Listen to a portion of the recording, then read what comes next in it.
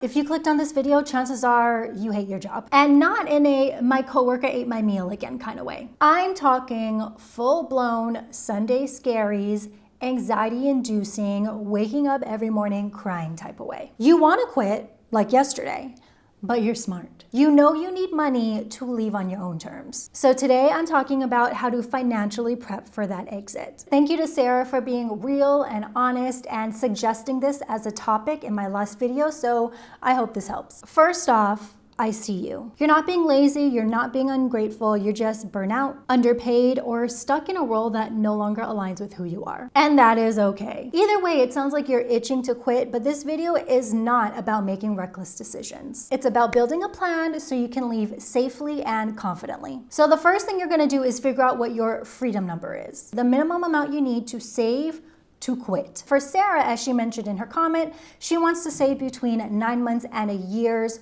worth of money. And it was also pointed out in that same video about budgeting while unemployed that it normally takes about 6 to 8 months for people to find a new job. So I would recommend definitely saving at least 6 months worth of expenses into your freedom number. So what should this cover? Your living expenses, rent, utility, transportation, debt minimums, food, stuff for your pets or your babies, medication, transportation, anything that you need daily to survive. In the last video about unemployment, I encouraged people who are in that situation to live in a very bare bones budget, like survivor mode type of budget. This is a little different because the rug is not being pulled out from under you, right? This is something that you are actively preparing for. So in your budget, in your freedom number, if you want to include date nights, if you want to include spa days, if you want to include trips, you can certainly do that if you want. Just remember that the more money that you add to your freedom number,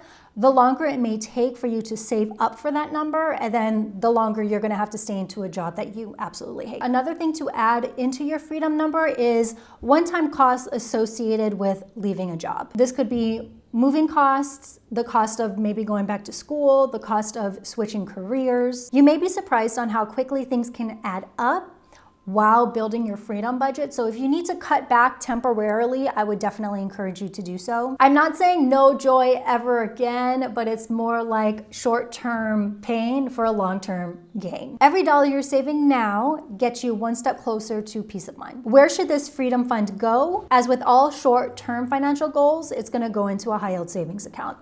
I will always be a supporter of Ally Bank. I think their buckets are fantastic. You can open a savings bucket and call it your freedom fund. Literally name that into your bucket, and all the money that you're saving into that bucket is for your escape plan. I would 100% recommend that you keep your freedom fund separate from your daily checking account so you are very clear about your financial goals and how much longer or how much money you need to add into that fund in order to accomplish your goal. Next, it's time to take a hard look at your emergency fund. I would not consider planning to quit an emergency. This is a planned event, right? Emergencies are for unexpected events, so you are not going to touch your emergency fund during this time. That is why we are building a freedom fund, right? So just check out where your emergency fund is, and if it's seeming to be on the lower end,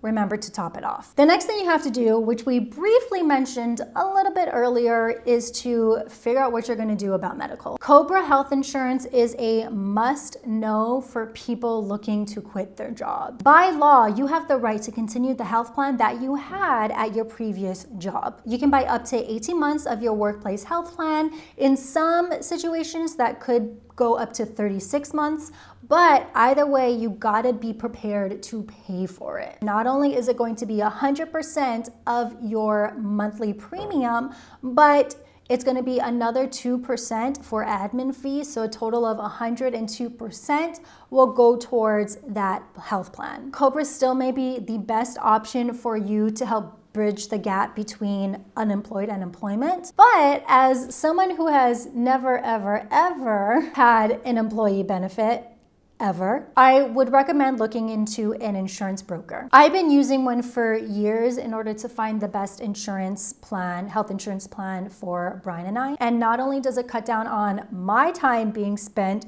researching all the options, but my guy Alex does a great job and explaining the ins and outs of the health insurance industry, because it is kind of confusing. And then basically I can tell him what hospital I want to go to, like UCLA or, Pasadena or whatever, and he'll find the right insurance plan for me, and then also kind of within my budget as well. This is also an opportunity to look into getting your own life insurance if you have them with your job that you're trying to leave. This way, if you leave other jobs in the future, you know that your family is still taken care of. In our 30-day Get Baby Ready challenge, Aaron and I talked about the benefits of life insurance. So if you want to check out more, I'll go ahead and link that video in the card. Speaking of insurances, before you quit, it's time to take advantage of all your employee benefits before you leave. I know we've all experienced the rush of, I'm getting kicked off my parents' health insurance plan, so let's get everything done I need to get done before that happens.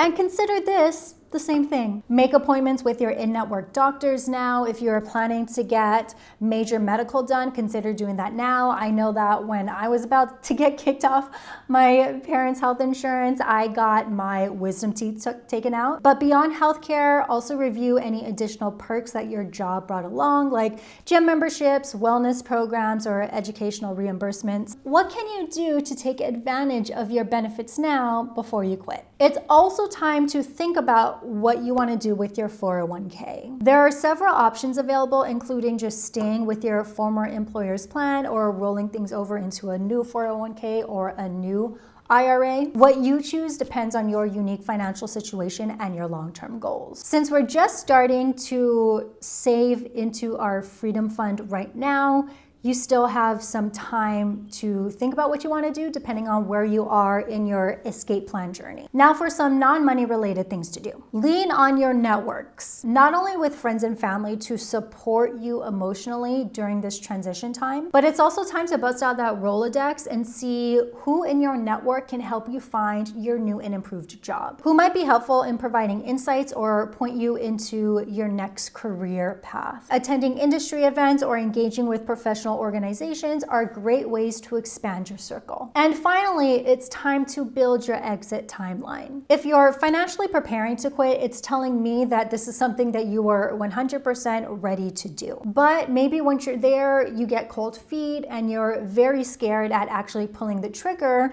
at a huge financial and life change. But now it's time to pick a tentative leave-by date. Maybe it's 3 months from now, maybe it is a year from now. What is your current situation? How long are you gonna give yourself to achieve this goal? And that will also determine how quickly you need to save into your Freedom Fund. Write it down, visualize it, put it into your planner. You don't have to have all the answers right now. You just need to give yourself some time to breathe and process this decision. I've done a lot of goal setting videos. I'll put a few of them up in the cards, but doing this will turn your someday dream into a real ass goal with a timeline. And those are just a few ways to financially and emotionally prepare for your job freedom. Leaving a job that you hate can be terrifying, but staying in a job that drains you can be equally as risky. So whether you're planning to freelance, go back to school, switch industries, or just take a much needed break, I want you to know that you are allowed to want more. Any resources I find will be in the description box. I'll also include a link to the